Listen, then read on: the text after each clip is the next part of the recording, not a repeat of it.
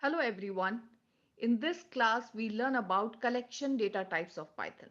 So far, we have looked at basic data types, we've looked at conditional programming.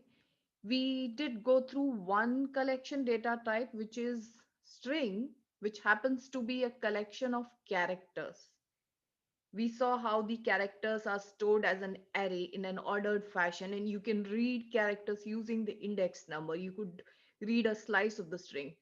We looked at using the for loop and while loop using strings as the collection. Now we'll move forward with learning more collection data types. So let me share the slide. And while as we go through the theory, we will also be writing the sample codes for each of the functionalities that I share with you about the lists and tuples.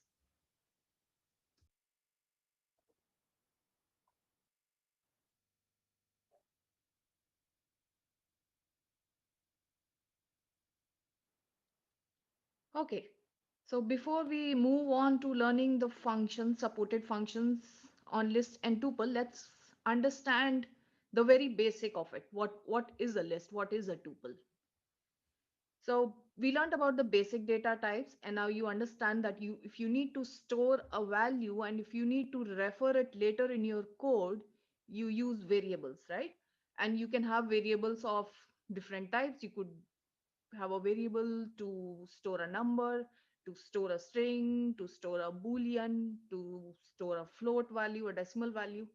Okay, so uh, okay, let's also look at the memory model. We did discuss that strings are immutable and the other data types are also immutable, meaning that you cannot do in place modification to the memory location. If you do any changes to the variable, you're actually storing the new data in a separate memory location. For example, if you had a variable called variable 1, you assign it some value. Okay, so now what happens is this value here, which is a string, it is stored in some memory location, right? You understand that your laptop or computer is a piece of hardware, right? It okay, we'll get into the details of how the computer works sometime later on in a separate video, but you just need to understand the memory model to be able to deal with lists and tuples and not end up with unintended changes to your variables. So it's critically important to understand how data is stored. Again, and basically the concept of mutability and immutability. Okay, so in case of string, if you assign this value to this variable called var1, what happens in the background is this value is stored at some memory location. And as you would know, each memory location has an address, like you have a house address, right? So each piece of data that is stored in the memory has an address, and your Python interpreter is like an interface.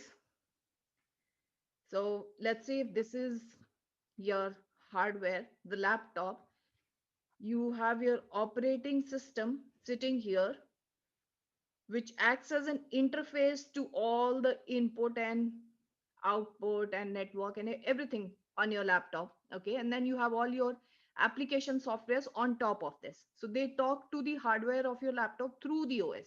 So similarly, you have your Python interpreter here.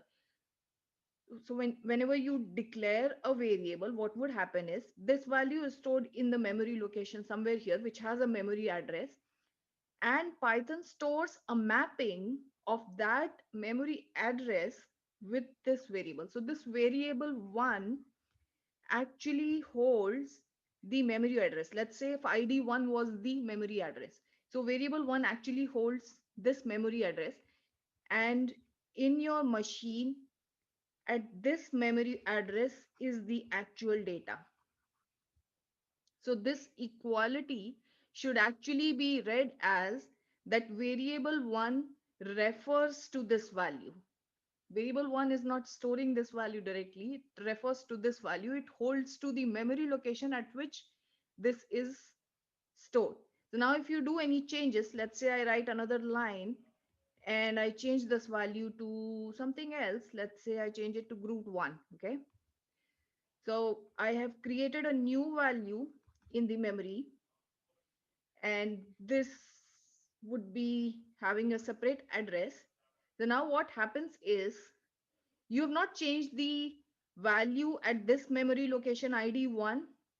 The new value that you provided has been stored in a separate memory location because strings are immutable, and you have just changed this value. So now your variable 1, which was earlier mapping to ID 1, now it maps to ID 2. Okay, so it's no longer referring to this value, it's now referring to a new memory location. So that's why we say strings are immutable. Okay, so before getting into why I discussed mutable immutable while discussing these collection data types, let's first understand why do we need these collections. So the only collection we've seen so far is string, which is a collection of characters, right? But in real life, your program is not just to calculate something as simple as 2 plus 3 or 2 into 3, right? You do complex things using computer programs. So let's say you wanted to do some mathematical analysis on the marks obtained by students of a class. Okay. So if there are like 20 students in a class, okay, let me call this class A. Okay. This could be grade 10 or grade 11, whatever you want to take it as. I'll just call it A. So in class A, there are 20 students, and there are, let's say, 5 subjects that these 20 students study. Now, if I want to store the marks obtained by these 20 students in each of these 5 subjects, imagine the number of variables I would need to store all this data. First of all, I would need to store the names of these students, right? And then I would need to store the marks obtained by each of these students. So each student is studying 5 subjects, so they would have 5 values for marks, right? Corresponding to each subject. So I would need 20 into 5 variables just to store marks. And then if I'm writing uh, some mathematical analysis code, maybe just taking the average of all the marks obtained by students in a particular subject, then let's say the subject is math. Okay. So what I would do is in my code, I would add up the value of marks obtained in math for all these 20 students divided by 20. Now, what would happen if a new student joins the class or if a student leaves the class? Then that would have an impact on the entire code. I would now have to change this line, which was actually calculating the average.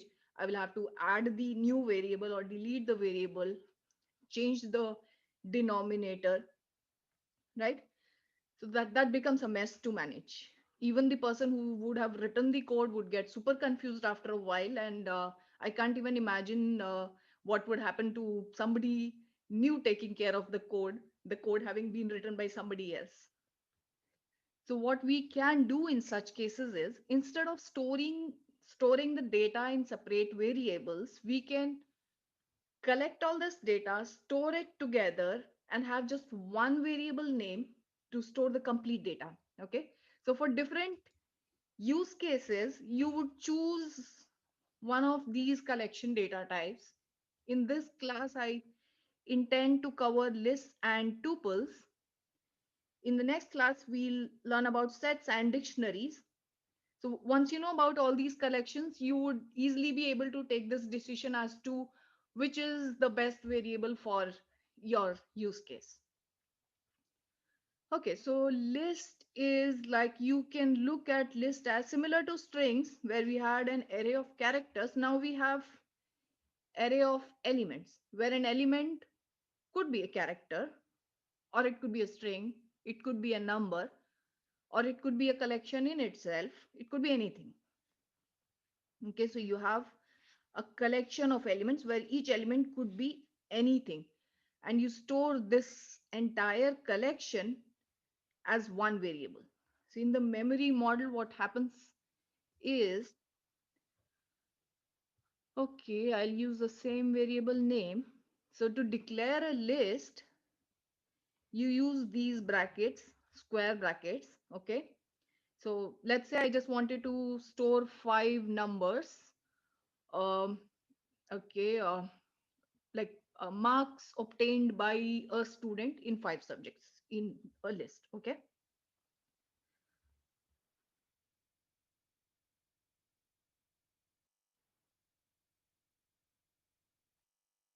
Okay. So these are five numbers. Instead of storing these five numbers into five variables, I have put all these five numbers together as a collection to this variable.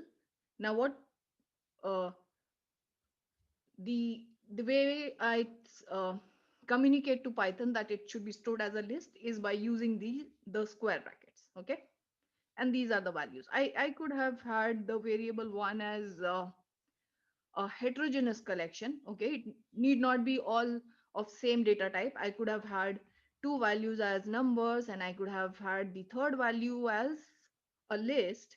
Okay, and I could have had the fourth value as a string. um, okay, Groot is okay, my favorite string. And I could have had a boolean. So I can have any type of element. It could be, it's a heterogeneous collection and it's a ordered collection. And what is meant by ordered is that it's indexed, similar to what we discussed in strings. So this is element at index 0, this is element at index 1, this is element at index 2, this is element at index 3, this is element at index 4.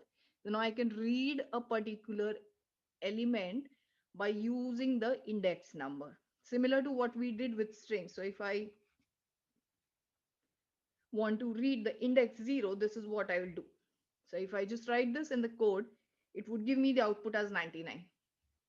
If I put the index number 2 here, the output is going to be this list of three elements. Okay, we'll look at this in code. I'll actually write all this in Jupyter Notebook and show you a working code.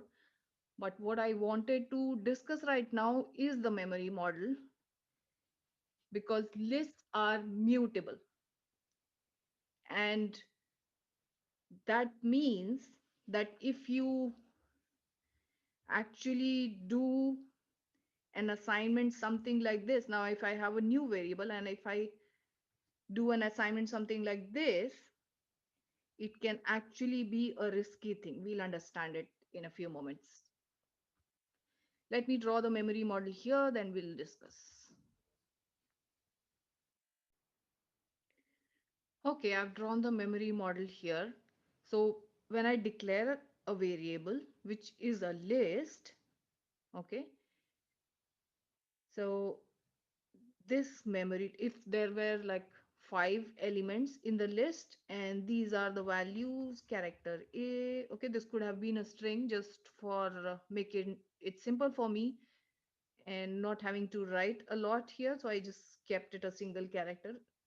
It could be anything. Okay, so these are the elements, character A, B, C, D, and E. This is how I defined it, variable one. So what has happened is there is a memory location which, instead of storing these elements, it stores the memory location of each of these five elements. Okay, this ID 7. So this memory location stores the memory address of each of these five elements, and my variable one refers to this memory address. Okay, so this memory model allows in place modification. So even though strings are immutable, now if I do a change to index number 3, as I told you earlier, these are indexed. The first element is index 0, this is index 1, index 2. Okay, it may sound a little confusing, but in programming we start the counting from 0. Okay, that's how it is. Even though we have made the programming languages very you know uh, similar to the spoken language English, but we still follow the counting starting from zero, which does make it confusing at times, but you'll get used to it soon. So this is index zero. If there are five elements, the indexing is from zero to four. Okay, and since this is list are mutable, so I can make changes to an element. I can say that change the value at index 3 to G instead. So I've declared this. This is my second line of code. And this is what is happening behind the scenes. Okay, so when I declared it, this is what happened. A memory location holding the memory address of these five pieces of data is created, and my variable holds this memory location. Okay, this is, so these are the actual pieces of data which are stored in the memory. Okay, so list just refers to them indirectly. Now if I do this change, since strings are immutable, I cannot actually, so index 3 is what? Index 3 is this one, id 4. I cannot change this value here. So this new data G is stored in a new memory location. I cannot have changed the value at id 4. So this G is stored in a new memory location, which now has address 6. So my list has updated this memory address stored here. Okay, so now my list at index 3 no longer refers to this memory address, but it now refers to this memory address. Okay, so this is how it becomes mutable. So in place modifications are possible now. And lists and tuples are very similar in terms of code. The main difference in the two is lists are mutable. You can do this kind of modifications, but with tuples, you cannot do these kind of modifications. Tuples are immutable. So tuples are designed for a faster read. So if your requirement, the use case does not require in place modification of the collection, then you would not use list, you would prefer to use a tuple. Or if you're returning a collection of values from a function, okay, we have not yet studied function. When we learn about functions, we'll discuss again as to in which cases it makes sense to return a list or a tuple. Okay, so if you're returning a set of values which are only to be read, you would prefer to use a tuple. Okay, let's go to Jupyter Notebook and let's look at the code version of this. Okay, just a minute.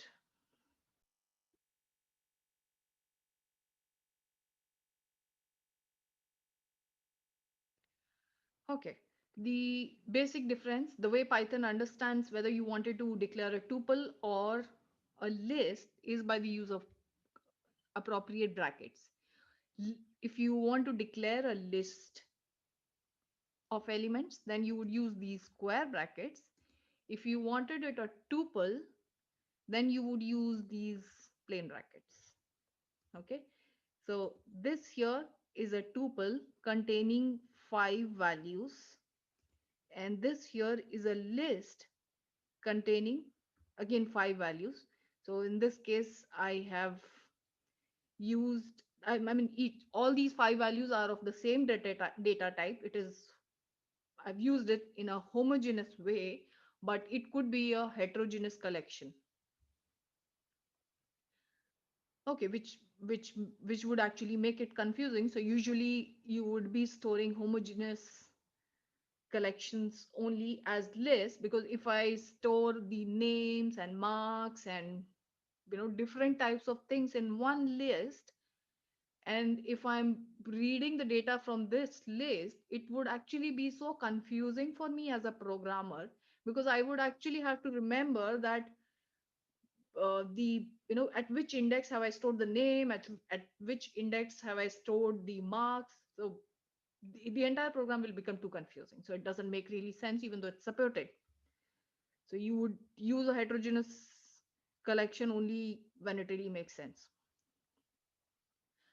Okay, so so the read methods will be common to both, but tuples are immutable, so the write methods will be discussed for less. So you can try declaring the data types. You can use the type inbuilt function type to see what data type it is. Okay, so okay, let me run this one first. So this variable here is a tuple, okay, because I've used these brackets. And this one here is a list, so it will show up as the data type list. And similar to strings, you can read a slice of the list, okay. Since these are indexed, I could have read a specific index of this list. Like if I just want to know sorry, what is at index 0, this would just return to me the value at index 0. Okay, now, so if you look at the value here, you might be confused right now, because it looks as though that this value is at index 2. This is the third element, not the first element, right? So what just happened here? And what just happened here is this line. I've used the sort function, which has actually sorted it, which has changed the list. Okay. It has mutated the list and arranged it in ascending order. So after this arrangement, my list is actually this. So at index 0, I have Adi. Okay. That's why this was printed. Okay, and I can slice through it. So I can say that read from 0 up to index 2. So it goes 0 to 1. Okay, it'll always be, so whatever value, stop value you provide, it always goes just one less than that. So it gives me the index 0 and index 1. And the reverse indexing works similar to what we saw in strings. Okay, starting from -1 being the last. And to insert a value, you have these three functions. Let me show it to you in the slide. Then anyway, I'll be sharing this code file with you so you can have a look at it. You can practice the code. Okay. So you can, so tuple are immutable. If you try modifying the tuple like this by just referring the variable name, index number, and the new assignment, you will get an error because this is not supported. But you can do that for a list. So that's one way of modifying the value. Or if you wanted to, okay, this we have already discussed. This is slicing, read elements from a value to a certain index. Okay. Then there are inbuilt functions like len, max, min, which you can use if you have a list or tuple of numbers. Then you can find the maximum number in the list of elements. You can find the minimum, or the len function, as we also use that in strings, will give you the count of elements. So if you uh, use len in the brackets variable name, it will give you the number of elements in that collection. You can combine lists and tuples. Let me just show you the code for edit. So there are different ways of editing a list. Let me go to the Jupyter notebook. Let me actually write the code here.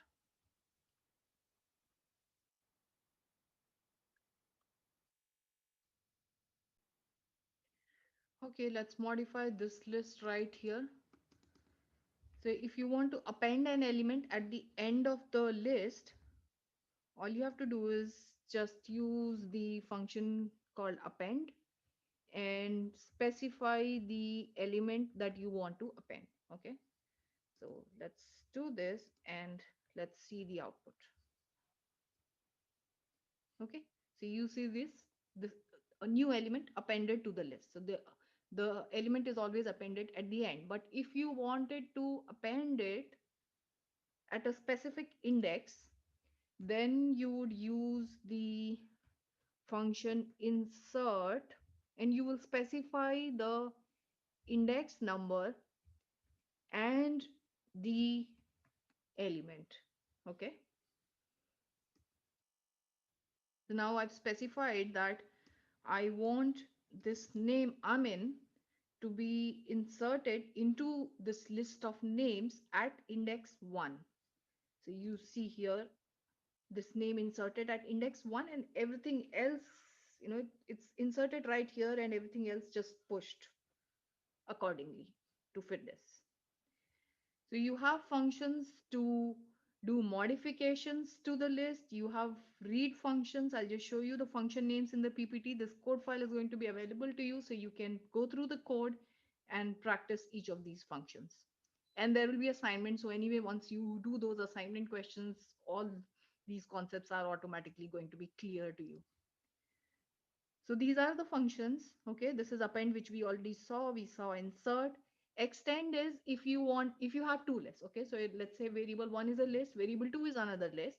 So I wanted to create a new list which is like combination of these two. I could use plus, or I could just say variable one dot extend variable two. That will just add this one to the first one. Okay, we look at this in code also.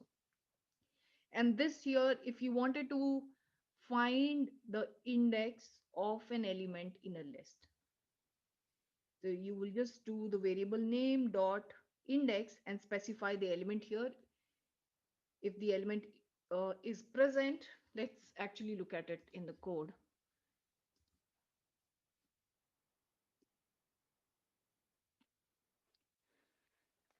Let's find the index of the element Amin. Okay,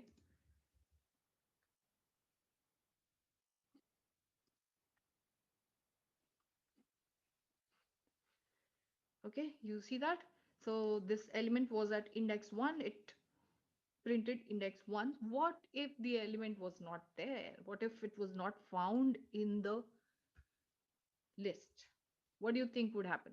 Guess it. You've done this with strings. It will give you an error, right? It shows that this is not in the list.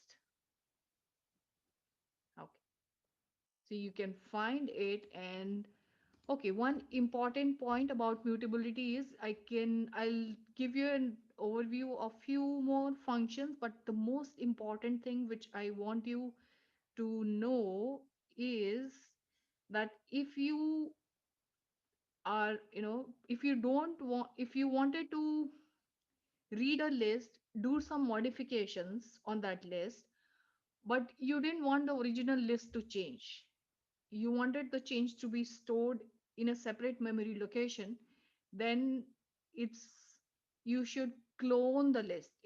Don't copy the list by doing something like this. For example, here you have a list called marks of class C. Okay, so now if I just wanted to do some modifications, but I didn't want to change the contents here, I wanted the original to be right here. So to create a copy, if I just declare a new variable, and if I just assign it this value here, and I would assuming that I've created a new variable which holds a copy of the same list, and I do changes to this one, what I would see is whatever modifications I do to this would actually modify the original list. And why that happens is, so this variable is pointing to a memory location. Okay, now when I assign this value to this variable, what I am doing behind the scenes is both of these are now pointing to the same memory location. So if I do changes to this one, it's actually going to change this one too. Let's see. Okay, let's try this. Let me first print this value. Okay, there are a lot of print statements in here, so I'll type the variable name so that we don't get confused. You know what? Let's comment out these prints.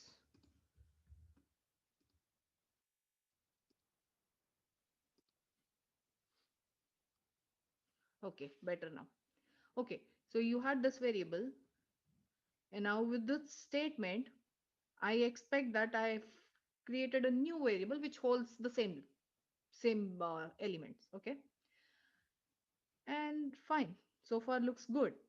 But now what happens if I change the values using this new variable? If I, let's say I append a value, what value should I append? Let's append, do we have 99? No, we don't have 99. Let's append 99. Okay. And now after appending, let's print the value for the original list. Let's see what happens. We have not done, as per our understanding, we have not done any changes to the original list, right? We expected the changes to happen in this new variable, but not this one.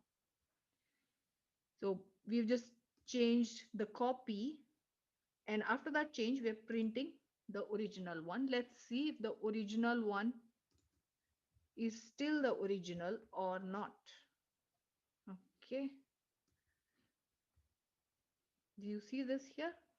So we never did any changes to the original list, but still this new element that I appended to the copy has been appended to the original one too. And that is the thing that you should be very careful about in programming. While using lists, this can actually create unintended changes. So the way you would eliminate these issues is by not creating a copy this way. Okay, if you really wanted a copy of the list because you didn't want to modify the original, you will create a clone using this strategy. So what we are doing here is we're actually creating a slice. So we have not specified a start and stop here while slicing. Okay, so the slicing syntax is like you specify the start index, you specify the end index. Okay, in some cases the step also.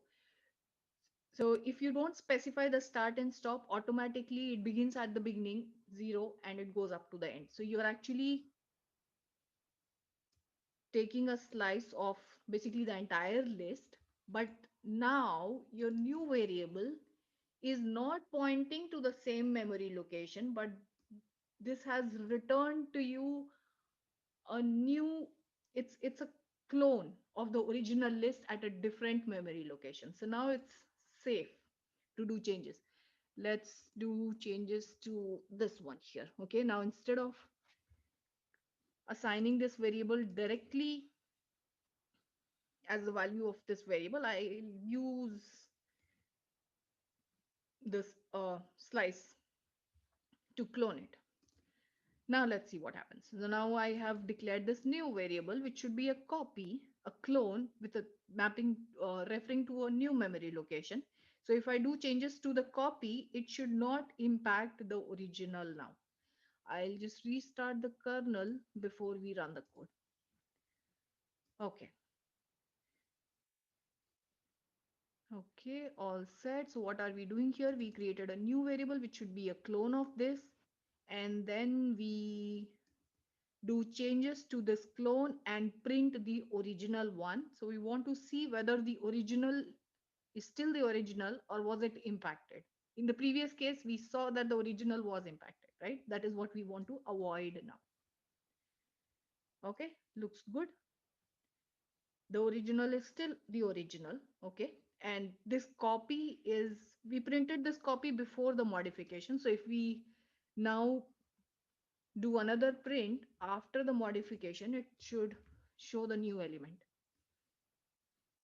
See here, this new element is only added to the copy, not to the original one. Okay, before we end the class, let's just go through the last few functions. Okay, so there are functions to sort the list. You saw that, right? And all these functions are available for tuples also, except for edit, obviously, because tuple is immutable. So if you invoke the sort function, the list variable name dot sort, it will actually mutate the list. If you don't want that to happen, if you wanted a sorted copy of the list, there is a different method called sorted. You use the function. I actually have that written here. So what you do is you just call the inbuilt function sorted, you provide the list as an input, and it returns a sorted copy of the list. Okay, so this is what you do if you didn't want to mutate the original list and you still wanted a sorted copy. So you'll use this function. Let's go to the PowerPoint. Let's look at the other functions. So remove will remove a specific element. So this list here is the variable name. Okay, the variable name dot remove, and you specify the element here. This element would be removed. There is another function called pop. So pop will always remove the last one, whatever is at the end. So if there are like 5 elements in the list, the fifth one will be removed if you use the variable dot pop. This reverse here is not sorting. Okay, don't get confused with that. Reverse will only return to you. It will actually mutate the list by changing the order. Okay, so now the last element is the first element. It doesn't care about whether it's in ascending or descending order. It'll just reverse the positions. So the last one is the first one, the second last one is the second one, and so on.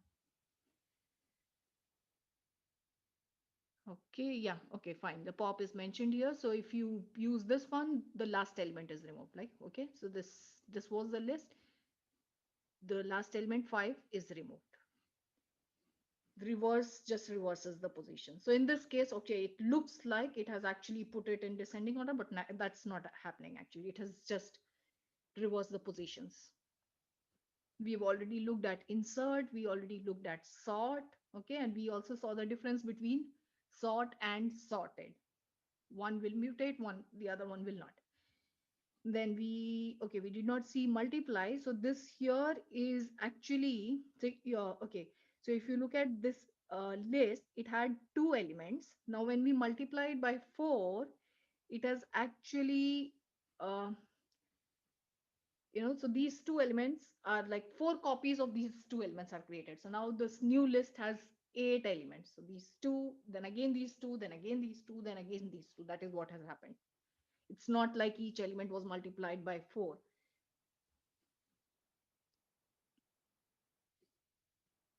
And yes, one more important point which I would not like to miss is we've discussed this in while we discussed the loops, but still I just wanted to discuss it again, is looping through a collection.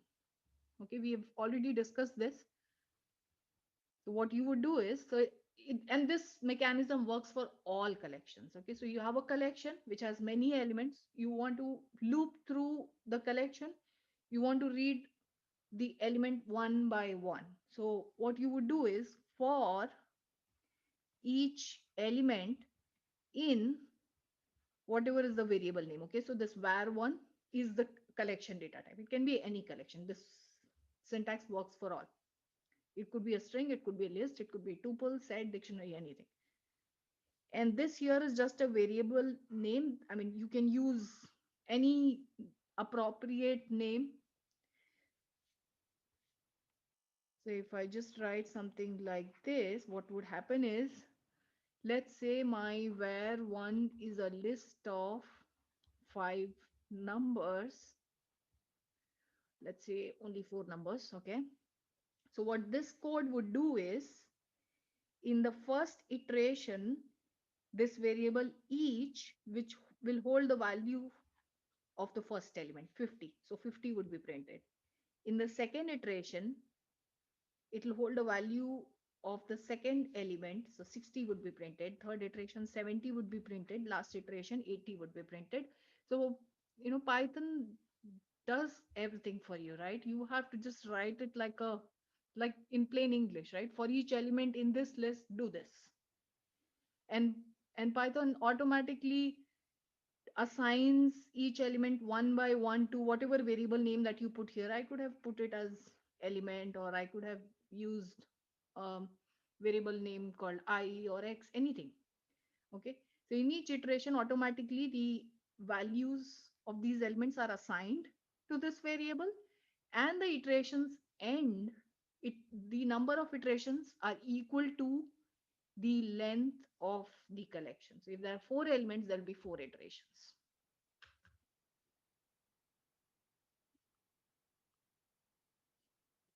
Okay, so that is all that I wanted to cover. I will be posting assignment on the Google Classroom, and I'll also be sharing the sample code of lists and tuples describing all the syntax for all the methods, functions that we discussed in this class. And the next class, we'll look at sets and dictionaries. So bye for now. See you in the next class.